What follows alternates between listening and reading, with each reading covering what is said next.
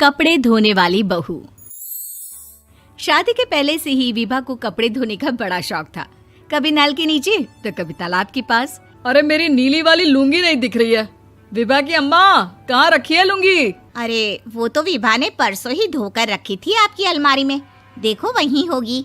वो ना मैंने आज धो दी, मुझे लगा कि गंदी हो गई होगी। अरे कैसे गंदी हो गई थी? उसे तो मैंने पहना भी नहीं। हे भगवान, इस लड़की के कपड़े धोने की आदत से परेशान हो गया हूँ मैं। जितना तो घर में राशन नहीं आता, उससे कहीं ज्यादा डिटर्जेंट पाउडर का खर्चा है।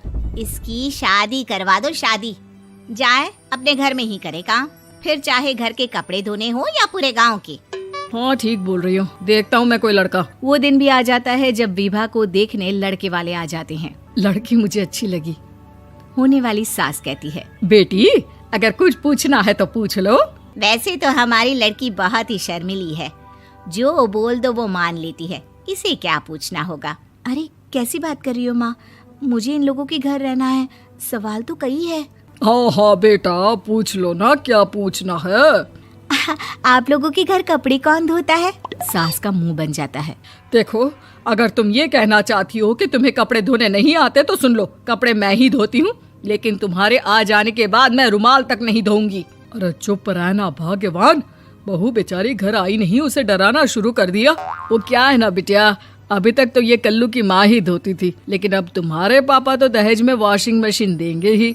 तभी विभा की माँ बोल पड़ती है, सवाल भी पूछा तो क्या। वैसे भाई साहब, मशीन की तो फिर भी कपड़े धोने की कैपेसिटी होती है। मतलब जो बिटिया दे रहे हैं ना विभा, इसे कपड़े धोने का बहुत शौक है। ये आप लोगों के क्या, आस पड़ोस गांव मोहल्ले सबके कपड़े धो दे और उफ तक ना करे।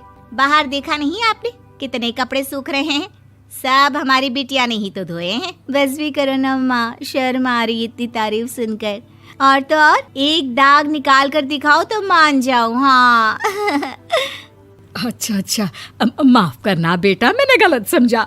हमें तो रिश्ता बहुत पसंद है। और ऐसे जुड़ जाता है रिश्ता कपड़े धोने का शौक रखने वाली विभा का। उसकी शादी हो जाती है कोयला फैक्ट्री में काम करने वाले कल्लू के साथ। शादी के बाद अचानक विभा चिल्लाती हुई सास के पास आती है। सासू माँ, अरे सासू माँ कहाँ है आप?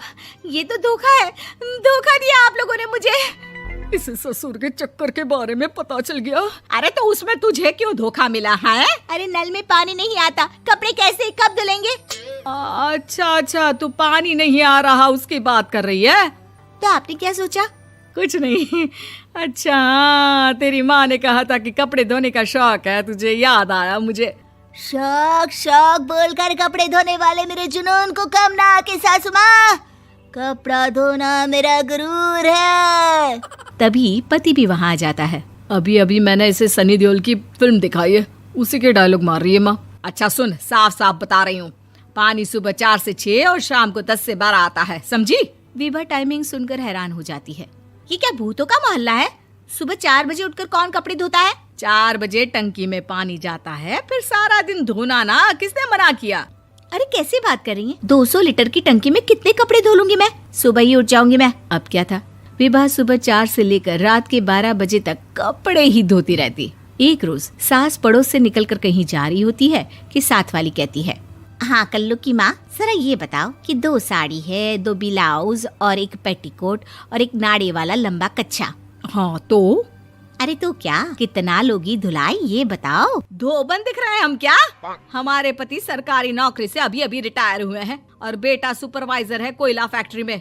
धोबन समझ रखा है हमें? हाय रे कल्लू की अम्मा, माफ कर दो, वो तो मोहल्ले में यही सब बता रहे थे कि तुमने बहू को कपड़ा धुलवाने के काम में लगा दिया है। सास को पड़ोसन की बात सुनकर गुस्सा आ जाता है। वो घर पहुंचती है जहां घर के बाहर ही इतने सारे कपड़े सूख रहे होते हैं जितने कि किसी धोबन के घर पर। अरे ओ कल्लू की दुल्हन, बाहर निकल। माँ जी यहीं आ जाओ, बाथरूम में चादर धो रहे हैं हम। अरे अभी हम धोते हैं, तुमको बाहर निकलो। ये आस पड़ोस वाले बोल रहे हैं कि हम बहू से कपड़े धुलवा कर उसे कपड़ा धोने वाली बना दिए हैं। अरे छोड़ो ना माँ जी, किन लोगों की बातों में आती हो? आस पास के लोगों का तो काम ही होता है कि वो किसी तरह सास बहू को लड़ा दे। बहू सारे घर के कपड़े धोती है, ये क्या कम है? बोलिए। सास को भी लग जाता है कि वो बहू का ये सनकीपन नहीं छुड़वा सकती, इससे अच्छा है कि खुद ही चुप हो जाए। एक रोज सास और बहू मंदिर जाते हैं, जहाँ सास की साड़ी वहाँ खड़ी भीख मांगने वाली से मिलती है। माँ जी क्या बात है, आपकी साड़ी उस भिखारन से कितनी मिल रही है ना? हाँ हाँ, देखो तो दोनों की साड़ी मिल रही है। क्या बात है कल्लू की अम्मा, तुम खुद को तो अफसर की बीवी बताती हो और ऐसी सिंपल सी प्लेन साड़ी पहनकर घूमती हो। सिंपल और प्लेन नहीं है ये साड़ी। तो क्या सोने के धागे से फूल बने हैं? कुछ भी सासू माँ, कुछ भी। हाँ, बने थे इस साड़ी में सोने के धागे से फूल। मेरे पति लेकर आए थे मद्रास से स्पेशली मेरे लिए 10,000 की। ताहे भाई साहब इस भिखारन के लिए भी सेम टू सेम साड़ी लेकर आए होंगे 10,000 की। सास उस वक्त तो कुछ नहीं कहती, लेकिन बहू के साथ घर आती है और अलमारी से एल्बम निकाल कर लाती है। ये साड़ी देख रही है, ये वही साड़ी है जिसे मैंने अभी पहना था। इस साड़ी में ये जो चमकदार फूल दिख रहे हैं ना, ये सोने के धागों से काढ़े गए हैं। लेकिन तू लोकल वॉशिंग मशीन ब्रश से घिस घिस कर सारे फूलों को निकाल कर साड़ी प्लेन कर दी। मुझे माफ कर दीजिए सासू माँ। और तो और, जब मैंने तुझे तेरी गलती के लिए कुछ नहीं कहा, लेकिन तूने तो सबके सामने मेरा मजाक ही बना दिया। क्यों? बहू को समझ में आ जाता है कि अब से उसका कपड़े धोना बंद।